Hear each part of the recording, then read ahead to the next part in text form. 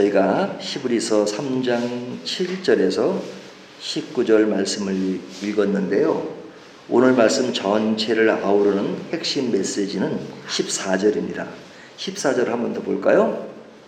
우리가 시작할 때 확신한 것을 끝까지 견고히 잡고 있으면 그리스도와 함께 참여한 자가 되리라. 신앙생활 할 때 중요한 것은 건강한 신앙생활을 하는 것인데요. 건강한 신앙이란 무엇이냐? 그리스도와 함께 참여한 자다 하는 것을 전제합니다. 그리스도가 중심이 되죠. 근데 그 그리스도와 함께한 그 신앙이 시작할 때부터, 처음부터 언제까지? 끝까지. 그러니까 처음부터 끝까지 확실한 것을 견고하게 하는 것이다. 그러니까 신앙생활 할 때 시작은 굉장히 중요합니다. 시작만 중요한 것이 아니라 끝까지가 중요해요. 처음에는 신앙생활 잘 하다가 나중에 그릇된 길로 가는 사람이 있고 그러잖아요. 참 안타까운 일이죠. 그래서 참 끊임없이 그냥 어떨 때는 그냥 불 같고 어떨 때는 탁 이렇게 떨어지는 그런 어떤 기복 있는 것보다는 참 꾸준하게 처음부터 끝까지 가는 것이 굉장히 중요합니다. 우리가 말씀을 잘 듣는 사람, 말씀 속에 살아가는 사람을 비유로 얘기할 때 씨 뿌리는 이야기를 하잖아요. 옥토에 떨어진 씨는 말씀을 잘 받아들여서 건강하게 잘 자라는 사람입니다. 그러니까 씨가 뿌려질 때부터 잘 자라는 거예요. 하지만 길가에 떨어진 씨는 딱 뿌려졌는데 금방 새가 먹어버리고, 그 다음에 그 가시덤불에 그 떨어진 씨는 처음엔 잘 자라요. 하지만 조금 자라다가 세상의 재리와 염려에 의해서 그가 그냥 사그러지는 그런 모습이잖아요. 끝까지 못 간 거죠. 또 돌짝밭에 떨어진 씨는 이 뿌리가 깊게 들어가 있지 않으니까 또 오래가지 못해요. 그러니까 신앙생활을 시작했지만 오래가지 못하는 문제에 대해서 성경은 여기저기 참 얘기할 때가 많죠. 그래서 우리 신앙이 끝까지 가는 것이 굉장히 중요합니다. 이것이 건강한 신앙이에요. 근데 이제 건강하지 못한 신앙은 어떤 것이냐? 12절을 보면요. 형제들아 너희는 삼가 혹 너희 중에 누가 믿지 아니하는 악한 마음을 품고 살아계신 하나님에게서 떨어질까 조심할 것이요. 이 하나님에게서 떨어질까, 하나님과 떨어지는 그런 것은 건강하지 못한 것이죠. 그냥 하나님과 딱 달라붙어 있어요.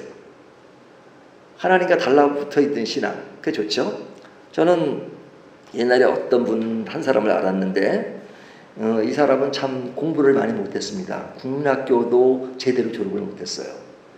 근데 이분이 이 암에 걸려가지고, 암도 한두 군데가 아니고 여러 군데 암이라 얼마나 살지 모른다는 그런 이야기를 의사들이 했습니다. 하지만 그분이 그때 이야기가 몇십 년 전인데 지금도 잘 살고 있어요. 목사님 사모님이 됐더라고요. 근데 이제 그분을 제가 이제 몇 번 신방을 간 적이 있었는데 그분이 이렇게 항상 죽음을 앞에 놓고 살아가는데 늘 기도하고 말씀을 보면서, 그리고 그 어떤 앞에 다가온 죽음을 두고 시를 썼어요. 시를. 그리고 글을 쓰는데 그분이 학교 다닌 건 국민학교 4학년쯤 된가 그래요. 근데 그 내용이 얼마나 간절했던지 이 국민카드인가 거기서 하는 그 100일장에서 이 당선이 돼가지고 그분이 이제 그 작가로 등단하게 된 겁니다. 그래서 그분이 신라호텔에서 그 시상식 할 때 초대해서 제가 간 적이 있었는데, 제가 그분을 만나면요, 얘기를 하다 보면 진짜 그분은 그냥 하나님과 딱 달라붙어 있는 것 같아요. 제가 어떤 분야에 대해서 신학적으로 얘기하면 그분보다 10배, 100배도 더 잘 얘기할 수 있어요. 그분은 저보다 그만큼 얘기는 못할지 모르지만 제가 그분을 보면서 느끼는 것이, 어떤 신학자보다도 그가 늘 주님과 가까이 있는 것을 보면서 야, 저 사람은 참 주님을 저렇게 사랑하는구나. 그래서 제가 항상 낮아지는 것 같고 그가 작아지는 그런 모습을 느껴요. 왜? 하나님을 너무너무 사랑하니까. 하나님과 가까이 있는 것. 우리가 성경을 통해서 뭘 알고 하지만 하나님과 멀리 떨어져 있는 사람이 간혹 있잖아요. 근데 중요한 것은 건강하지 못한 신앙은 하나님과 늘 가까이 있는 것. 그래서 여기 보면 건강하지 못한 신앙에 대해서 살아계신 하나님에게서 떨어져 있는 것, 이것은 견고하지 못한 신앙이라고 말하는 겁니다. 또한 13절을 보면요, 오직 오늘에 일컫는 동안에 매일 피차 권면하여 너희 중에 누구든지 제 유혹으로부터 완고하게 되지 않도록 하라. 여기 제 유혹에 빠지는 것, 이것도 건강하지 못한 신앙이죠. 제 유혹에 빠지는 것. 그 유혹이란 말은 우리에게 그럴싸하게 다가오는 어떤 것이잖아요. 그런 것에 빠지는 것, 그런 것에 대해서 견디지 못하고 끌려가는 것, 이것은 건강하지 못한 신앙입니다. 그러니까 이제 앞에는 건강한 신앙이 무엇인가 하는 것을 이야기했다면, 건강하지 못한 신앙에 대해서 오늘 본문은 이야기하고 있어요. 자, 이 두 가지를 비교하면서 우리에게 주는 교훈이 뭐냐면 조심하라 그럽니다. 12절을 다시 보세요. 쭉 이야기하다 뒷부분에 하나님에게서 떨어질까 조심할 것이요. 늘 조심하기를 우리에게 권면하고 있어요. 조심하라. 그리고 13절을 보면 오직 오늘이라 일컫는 동안에 매일 피차 권면하여. 자, 건강하지 못한 신앙으로 나가는 그런 측면에 대해서 뭐라고 그래요? 권면하라. 피차 권면하라. 그러니까 권면하는 것은 굉장히 중요합니다. 그런데 오늘날에는 이런 권면이 자꾸만 약해지고 있죠. 강대상에서 나가는 설교도 사실은 사람들을 즐겁게 하고 사람들을 재밌게 하는 것은 많지만, 그런 우리들이 그런 잘못된 건강하지 못한 신앙으로 갈 때 권면하는 것이 많이 약해지고 있죠. 어떤 사람은 교리적으로도 사람들에게 죄에 대한 문제를 너무 많이 얘기하지 말라, 너무 안 된다는 얘기를 너무 많이 하지 마라, 이것은 교회 부흥에 저해를 준다 하는 그런 그 교리 아닌 교리를 만들기까지 하니까요. 그것은 성경의 정직한 자세가 아닙니다. 성경은 우리가 있는 그대로 우리에게 격려하는 말씀도 주시고 때에 따른 질책도 하시고, 그것을 그대로 우리가 이해하고 따라가는 것이 중요해요. 또 그런 권면의 말씀이 나오면 그 따라가는 것이 중요하죠. 저는 어떨 때가 힘드냐면, 우리가 이제 이 선지서를 볼 때는 선지서는 그냥 짧지도 않고 대선지서 같은 게 길잖아요. 그래서 계속 그냥 질책하는 내용이 나올 때 있잖아요. 그럼 저도 그냥 어떨 때는 저는 늘 강의 설교를 하니까 이때는 좀 건너뛰고 싶을 때가 있어요. 하지만 그럴 때라도 늘 그 주는 말씀을 늘 적용하고 생각하는 것이 굉장히 중요하죠. 저뿐 아니라 성경 안에 당시의 이스라엘 백성도 이사야 선지자가 하도 그냥 너희는 하나님의 심판이 있을 것이다. 그러니까 이스라엘 백성이 이사야 선지자에게 뭐라 그래요? 선지자여, 거짓말이라도 좋으니 좀 좋은 말 좀 하시오. 성경이 이렇게 얘기하잖아요. 얼마나 듣기 싫었으면 거짓말이라도 좋으니 좀 우리한테 좀 위로가 되는 말 좀 하시오, 이렇게 말해요, 성경에. 그러나 성경이 말씀하시는 것은 그대로 따라가는 것이 중요하죠. 우리가 늘 그런 문제에 대해서 권면하는 것도 필요해요. 격려도 필요하고. 그래서 우리가 개인적으로 큐티하는 것은 참 중요한 것은 뭐냐면, 누가 얘기하지 않아도 이 말씀을 통해서 내가 하나님으로부터 들을 수가 있잖아요. 그러니까 큐티가 굉장히 중요합니다. 내가 개인적으로 하나님과 말씀과 교제하지 않으면 잘할 수가 없어요. 여러분, 목사가 되기 위해서는 신학 공부를 거의 10년 가까이 하잖아요. 근데 10년 가까이 공부하지만 학교에서 성경을 가르치는 게 아니에요. 신학을 가르치죠, 신학. 그러니까 그렇게 공부를 해도 내가 개인적으로 성경을 공부하지 않으면 목사가 돼서도 설교를 제대로 못해요.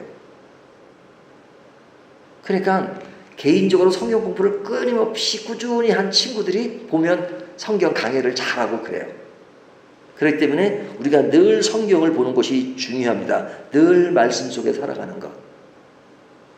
자, 이것이 오늘 성경이 건강하지 못하게 되는 것에 대해서 건강하게 되는 그런 것을 이야기하는 겁니다. 그래서 늘 건강하게 지내라. 그래서 이 건강을 유지하기 위해서 어떤 관리가 필요한가? 7절을 보면요, 7절 그러므로 성령이 이르신 바와 같이 오늘 너희가 그의 음성을 듣거든 음성을 들으라 이래. 음성을 듣는 것. 이 음성을 듣는다는 건 뭐예요? 늘 말씀을 묵상하는 거죠. 하나님의 말씀을 늘 묵상하는 겁니다. 하나님은 우리에게 말씀하세요. 어떻게 말씀하세요? 성경을 통해서 말씀하시잖아요. 그래서 오늘 본문도 그 성경을 통해서 말씀하시는 그 내용을 우리에게 또 한 번 보여주는 겁니다. 그 말씀이 뭐냐면 오늘 저희가 보는 그 7절 이후 8절부터 11절까지 내용을 보면요. 이 말씀이 지금 신약이지만 구약에 나오는 말씀이에요. 구약 어디에 나오는 말씀이냐면 시편 95편의 내용을 그대로 가져온 거예요. 그대로 가져왔기 때문에 11절을 보면 이렇게 말하죠. 내가 노하여 맹세한 바 같이 그들은 내 안식에 들어오지 못하리라 하였느니라. 이 하였느니란 말은 뭐예요? 인용한 거잖아요. 인용. 그냥 어디를 인용하냐면 시편 95편 7절에서 11절 말씀을 그대로 가져온 거예요. 제가 히브리서 처음 시작할 때 신약이지만 구약 성경을 보는 것 같다는 말을 한 것은 이런 내용들이 많아요. 그냥 구약의 성경을 그대로 끄집어 왔어요. 이것이 시편 95편의 내용입니다. 근데 이 시편 95편은 또 무엇을 가지고 쓴 것이냐? 민수기 14장을 근거로 해서 쓴 시예요. 민수기 14장. 그러니까 우리가 사무엘상 공부할 때도 봤지만 사무엘상에 나오는 어떤 그 다윗의 행적에 대해서 얘기할 때 어떨 때는 해석이 필요할 때가 있어요. 그 해석을 확고하게 해주는 게 뭐냐면 다윗이 그때 그 상황을 경험한 것을 시편에 기록한 것이 있어요. 예를 들면 밧세바 사건에 대해서 다윗이 겪었던 이야기를 하고 있는 것이 시편 51편의 내용입니다. 그것을 겪으면서 다윗이 자기의 어떤 속마음 그것을 그대로 하나님께 얘기하는 것이 시편 51편이에요. 그러면서 정직한 영을 내게 새롭게 하소서. 그러니까 이 말씀을 통해서 우리가 그 속사정을 다 알 수 있잖아요. 그러니까 시편 95편도 민수기 14장의 내용을 근거로 해서 이야기합니다. 그래서 15절 성경에 일렀으되 그러잖아요. 성경에 일렀으되. 그러니까 이미 과거에 쓰여진 말씀, 우리도 지금 과거에 쓰여진 말씀이잖아요. 이것을 오늘의 말씀으로 우리가 이해하는 것이 굉장히 중요하죠. 근데 그 민수기 14장에 근거한 시편 95편 내용이 오늘 히브리서 나오는 얘기는 무엇이냐? 8절을 보면요. 광야에서 시험하던 날에 거역하였던 것 같이 너희 마음을 완고하게 하지 말라. 여기 보면 광야에서 거역했던 것. 그러니까 이스라엘 백성들이 출애굽할 때 광야에서 하나님을 거역했죠. 그 거역했던 사실을 지금 민수기 14장에 근거해서 이야기하는 겁니다. 그리고 그들은 어떻게 했어요? 9절 거기서 너희 열조가 나를 시험하여 증험하고 40년 동안 나의 행사를 보았느니라. 하나님을 시험하고 증험했다. 그것을 이야기하는데 우리가 구약성경 출애굽기를 보면 또 민수기를 보면 이스라엘 백성들이 출애굽을 하잖아요. 출애굽해서 가나안 땅 이스라엘 땅에 들어가는데 시간이 얼마나 걸리면 되느냐? 2주면 들어갈 땅입니다. 2주. 근데 몇 년 만에 들어갔죠? 40년이 걸렸어요. 2주 만에 들어갈 땅을 40년이나 걸렸어요. 근데 그 40년이 걸리게 된 아주 결정적인 것이 뭐였냐면 이스라엘 백성의 몇 사람을 뽑아서 정탐꾼으로 그 가나안 땅으로 보내잖아요. 근데 그곳에 간 사람 중에 2사람만 우리가 들어가도 괜찮을 것 같다. 그래서 다른 사람들은 겁을 냈어요. 가보니까 막 사람들이 크고 뭐 우리가 도저히 막 그냥 가면 안 될 것 같다. 그러니까 그 사람들이 믿음으로 보지 못하고 하나님이 이미 가나안 땅을 예비하셨으면 가면 되는데 그냥 주변 환경과 거기에 그 외적인 것에 그냥 그 보는 눈을 가지고 얘기하다 보니까 결국은 그들이 하나님을 불순종한 겁니다. 그러니까 불순종해서 간 길이 40년 걸린 거예요. 그러니까 하나님을 불순종하면 직행할 수 있는 길인데 삥삥 돌아가요. 삥삥 돌아가. 하나님은 그의 백성이니까 그래도 그 길을 가게끔 하시지만 그냥 빨리 갈 일을 그냥 돌아간단 말이죠. 그러니까 이게 얼마나 그 시행착오를 한 겁니까? 그러니까 그들이 하나님을 시험하고 증언하여서 어떻게 했다고요? 여기 보면 안식에 들어가지 못하도록 하리라. 11절 보면 안식이란 말이 나와요. 그러니까 안식이란 말은 가나안 땅에 들어가는 것을 얘기해요. 가나안 땅에 들어가는 것이 나중엔 들어가지만 오랜 세월이 걸린 것을 볼 수 있죠. 이런 모든 것은 조금 전에 이야기한 것처럼 그들이 불순종했기 때문에 그런 것입니다. 그러니까 이러한 불순종했던 그런 내용들을 오늘날 우리들이 볼 때 어떻게 하느냐. 15절을 보시면요. 성경에 일렀을 때 오늘 너희가 이 오늘이 중요해요. 또 13절에 보면 오직 오늘이라 일컫는 동안에, 그러니까 오늘 우리들이 그 말씀을 보고 우리들에게 주시는 말씀으로 느끼는 것이 중요하죠. 느끼는 것이 아니라 오늘 우리에게 실제로 하나님이 하시는 말씀이에요.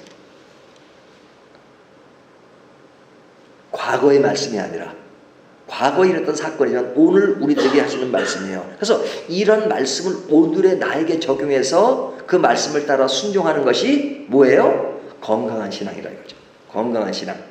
이것이 우리가 건강하지 못한 측면에 있어서 조심하고 그리고 그것에 빠지지 않는 그런 결정적인 것이다 이죠. 그래서 늘 말씀을 묵상해야 돼요. 여기 나오는 말씀, 뒤에 나오는 15절부터 19절까지 나오는 것을 보면 그 광야에서 이스라엘 백성들이 했던 내용들이 나오잖아요. 16절을 보세요. 듣고 격려하게 하시던 자가 누구냐? 모세를 따라 애굽에서 나온 모든 사람이 아니냐? 이 사람들이 하나님을 격려하게 한 사람들이라 이거죠. 이스라엘 백성들이 목이 곧은 백성이다 이렇게 말하잖아요. 그들은 어땠어요? 18절에 또 하나님이 누구에게 맹세하사 그의 안식에 들어오지 못하게 하셨느니라 곧 순종하지 아니하던 자에게. 그들은 순종하지 않았다고 이렇게 말하죠. 또 17절을 보면 그들은 어떤 자라고 말해요? 범죄한 자들에게가 아니냐 이렇게 말하죠. 범죄한 자, 순종하지 않은 자. 19절을 보면 믿지 아니했다. 하나님이 이스라엘 백성들을 애굽에서 가나안 땅으로 데리고 나오셨는데도 불구하고 이들은 믿지 않고 범죄하고 순종하지 않고 그랬다는 것이죠. 그래서 이들은 안식할 수 없었다. 이런 말씀을 보면서 옛날에 이런 일이 있었구나가 아니라 이런 일들을 오늘 나에게 적용하라는 겁니다. 이런 적용이 있을 때 우리에게 건강한 신앙을 유지하게끔 된다는 겁니다. 오늘은 이렇게 성경의 인물들이 되지만 사실은 성경 이후의 인물들을 우리가 보면 사실 어려웠던 사람들이 참 많죠. 한 사람만 얘기하면 저는 장로교 목사지만 이제 감리교 창시자가 존 웨슬리잖아요. 존 웨슬리. 근데 이 존 웨슬리는 참 기도를 많이 한 목회자예요. 제가 웨슬리 채플에 이렇게 가끔 갔습니다. 영국에 있을 때. 그러면 서양 사람인데도 불구하고 기도를 얼마나 많이 했던지 그가 앉은 그 기도하는 자리가 이렇게 패였어요. 나무가. 기도가 패였어요. 웨슬리는 기도 많이 한 사람으로 유명합니다. 기도만 많이 했나요? 전도를 많이 해요. 전도를. 말 타고 다니면서 수많은 길을 전도했어요. 그러니까 기도 많이 하고 전도한 사람으로서 웨슬리를 따라갈 사람이 없어요. 근데 웨슬리의 사생활을 보면 참 힘든 삶을 살았어요. 그가 결혼을 늦게 했습니다. 47세에 결혼했어요. 웨슬리가. 근데 그 좋아하는 여자들이 많아도 결혼을 안 하다가 그냥 기분이 어떻게 다리를 걷다가 다리가 부러져가지고 병원에 입원하게 됐는데 입원했을 때 간호했던 그 여자가 좋아서 그냥 15일 만에 결혼했다 그래요. 웨슬리 부인이랑. 근데 결혼하고 나니까 속았어. 그 여자가 애가 넷이야. 넷이에요. 근데 애가 넷인 건 그건 두 번째고 그 사람이 소크라테스 처가 악처로 유명하잖아요. 웨슬레 부인도 사실 악처이더라고요. 정신분열증도 좀 있었고. 그러니까 남편은 그 설교를 하루에 몇 번씩 하는 분이었어요. 그래서 설교를 하고 나오면 그냥 그 방에서 그냥 뭐 하여튼 그 뭐 안 좋은 일도 하고, 그리고 남편을 팼어요, 이렇게.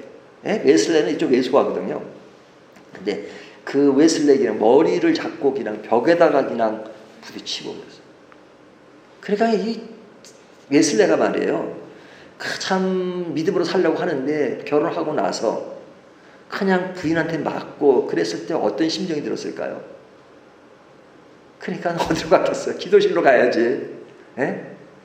그러니까 기도를 많이 한 것이 개인적인 신앙의 일면도 있지만 그런 생활이, 나중에 이제 웨슬레가 고백하기를 내가 좋은 아내를 만났으면 그렇게 기도하고 그렇게 전도를 많이 하지 못할 것이라고 고백도 해요. 그러니까 너무 아프니까 가정에 어떤 쓰라림이 있으니까 기도하고, 그리고 집에 있으면 또 구박 많으니까 말 타고 나가서 전도하고. 그러니까 이런 부분을 보면 참 슬프죠. 하지만 그런 아픈 상황 속에서도 그런 어떤 사람이에요? 그것을 기도로 승화시키고 그리고 전도로 승화시킨 사람이기 때문에 위대한 사람이에요. 환경이 좋으면 더 좋았겠죠. 하지만 환경이 안 좋다 하더라도 기도하고 그것을 믿음으로 극복한 한 예를 보여주는 것인데, 오늘 본문이 우리가 그런 경험을 다 할 수는 없지만 우리가 이미 쓰여진 구약의 말씀을 통해서 또 신약 말씀을 통해서 그런 것을 보고, 안 좋은 일도 보면 그런 것을 통해서 우리는 그러면 안 되겠구나, 조심해야 되겠구나 하는 것을 생각하고 건강한 신앙을 위해서 한 걸음 한 걸음 가는 것이 우리의 신앙을 돈독하게 한다 하고 오늘 말씀이 우리에게 주시는 겁니다. 오늘 이 말씀을 가지고 우리가 삶의 경험 속에서도 느끼게 되지만 늘 말씀을 통해서 내 갈 길이 어디고 하나님 나에게 어떻게 인도하시는가 하는 것을 아시면서 한 걸음 한 걸음 나아가시기를 주님의 이름으로 축원합니다.